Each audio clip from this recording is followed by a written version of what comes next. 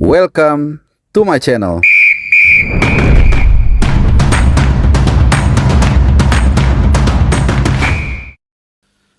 Halo, salam sehat, selamat datang di channel Bung Harpa dan juga selamat hari Jumat teman-teman semua dimanapun kalian berada. Kembali channel Bung Harpa menyapa kalian di beranda-beranda kalian. Seperti biasa juga kita akan membahas soal timnas, soal dua pemain yang kali ini akan menjadi topik utama di hari Jumat yang masih mendung dari kemarin ya. Gua nggak tahu di tempat kalian seperti apa. Yang pasti ada dua berita, yang satu agak mendung. Mungkin dua-duanya mendung ya. Tapi mudah-mudahan nanti ada titik terangnya ya. Jadi soal Kevin Dix dan juga soal Mads Hilgers. Mungkin kita akan mulai dulu dari Mads Hilgers yang memang ini menjadi kekhawatiran atau terus dipantau oleh para pecinta tim nasional Indonesia setelah kemarin dia mengalami cedera ya, hamstring, kemudian terus fans mengikuti keadaan dari Mads Hilgers. Saat bertandang ke Nice kemarin, memang yang bersangkutan tidak dibawa. Waktu turun dari bus itu ada cuplikannya dia tidak turun. Ini ada bisa dua sisi. Ya artinya mungkin dia memang ditinggal di klubnya, di kotanya untuk menjalani penanganan perawatan hamstring yang memang nggak mungkin kurang dari 1 minggu. Sekali lagi tergantung dari cederanya. Level cederanya. Level 1, level 2 atau level 3. Ya, jadi masih 50-50, bahkan nanti kita akan lihat ya di akhir pekan di mana Twente akan menghadapi Ajax. Nah, di situ mungkin akan kelihatan. Kalau gue berharap sih dia ada di DSP, masuk di bangku cadangan ya. Meskipun gak harus tampil. Kalau starter kita malah ngeri karena habis hamstring dia main, kemudian lawannya juga Ajax. Ini bisa mungkin karena terlalu ngotot ya, lawannya kan berat, pasti dia kerja keras. Ini nanti malah hamstring. Nah, mudah-mudahan nanti dia muncul tapi hanya di DSP. Nah, kalau nggak nongol di DSP sama sekali, ini akan menjadi kekhawatiran atau tanda tanya. Meskipun sekali lagi ya, kalau kita lihat dari cara dia keluar lapangan di minggu lalu saat dia ditarik di babak yang pertama di halftime, itu dia sebenarnya mengerangnya atau sakitnya itu di menit 38-an. Setelah jatuh dia mengalami mungkin nggak enak, tapi dia tetap main. Artinya ini bukan sesuatu yang ujuk-ujuk dia langsung ditandu keluar karena nggak bisa jalan. Jadi kelihatannya memang nggak terlalu parah. Ya tapi again yang gue bilang, ini kan berkejaran dengan waktu. Kalaupun mungkin dia sembuh dalam 3-4 hari ke depan, ini kan artinya hanya ada sisa 2-3 hari lagi untuk pemulihan, aklimatisasi atau adaptasi dengan tim nasional Indonesia. Jadi memang berkejaran dengan waktu. Dan last but not least, yang terpenting juga gue dapat info dari salah seorang sumber yang sangat mungkin paling dekat dengan timnas ya, gue nggak bisa sebut namanya. Jadi gue tanya, intinya mau tanya apakah Mads Hilgers sudah pulih dan didaftarkan untuk lawan Jepang, karena hari ini nih teman-teman deadline pendaftaran lawan Jepang. Jadi nanti ada kaitannya dengan Mads Hilgers kondisinya dan juga Kevin Dix yang akan gue bahas setelah ini. Jawabannya, pertanyaan gue mau tanya apakah Mads Hilgers sudah pulih dan didaftarkan untuk lawan Jepang nanti. Terima kasih Pak titik-titik gitu ya. Jawabannya, sampai saat ini masih pemanggilan pemain.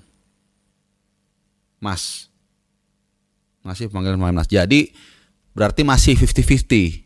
Masih belum firm dia bisa main atau enggak. Karena mungkin nanti deadline-nya kan hari ini ya, malam. Nah, mungkin akan dilihat benar-benar progresnya seperti apa. Kalau mungkin dia memang nggak memungkinkan, ya nggak dimasukin. Nah, pertanyaan yang perlu kita ketahui juga teman-teman semua ya.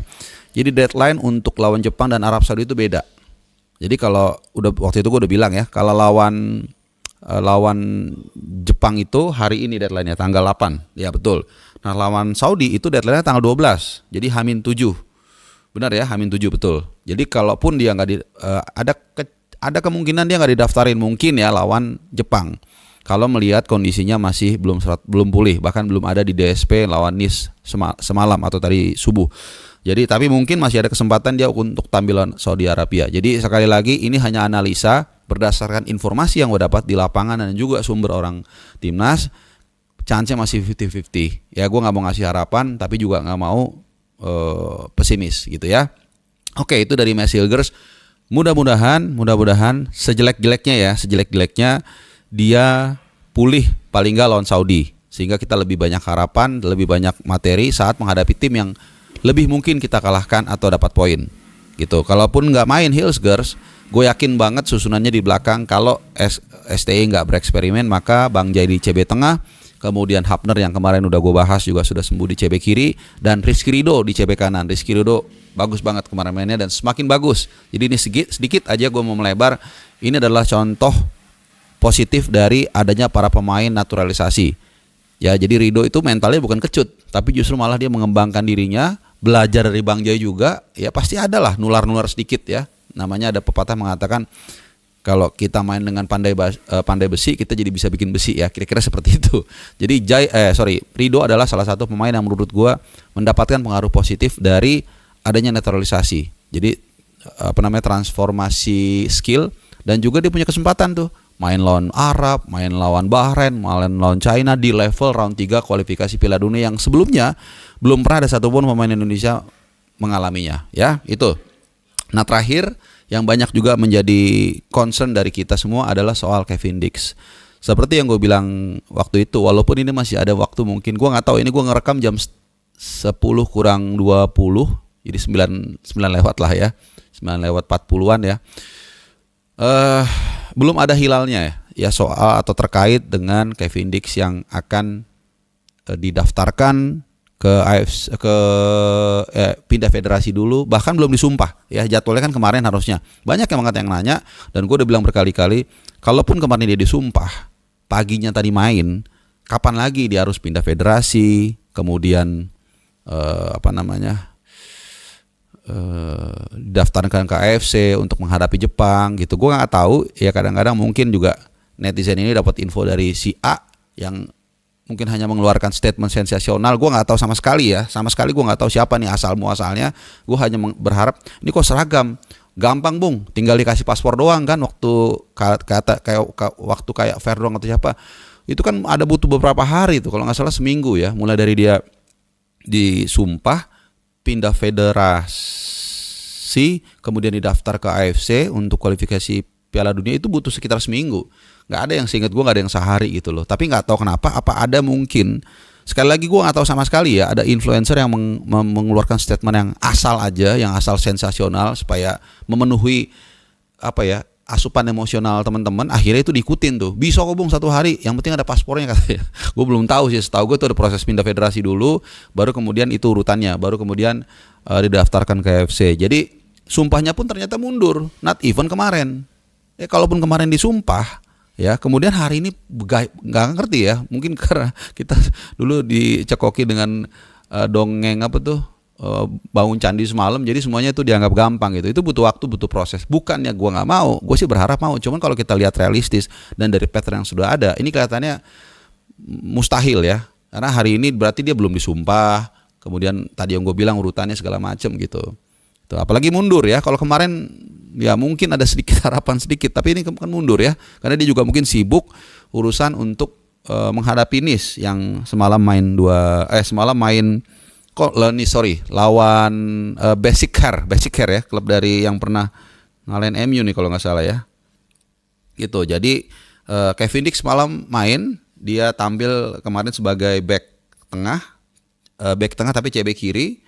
Di kandang sayang ya, timnya tidak bisa menang. Jadi Copenhagen lawan Istanbul Beşiktaşehir ya, bacanya susah banget. Ya mainnya lumayan bagus, cuman menurut gue dia akan lebih bagus lagi sebenarnya kalau gue nonton. Gue semalam nggak nonton tapi nonton cuplikannya, jujur.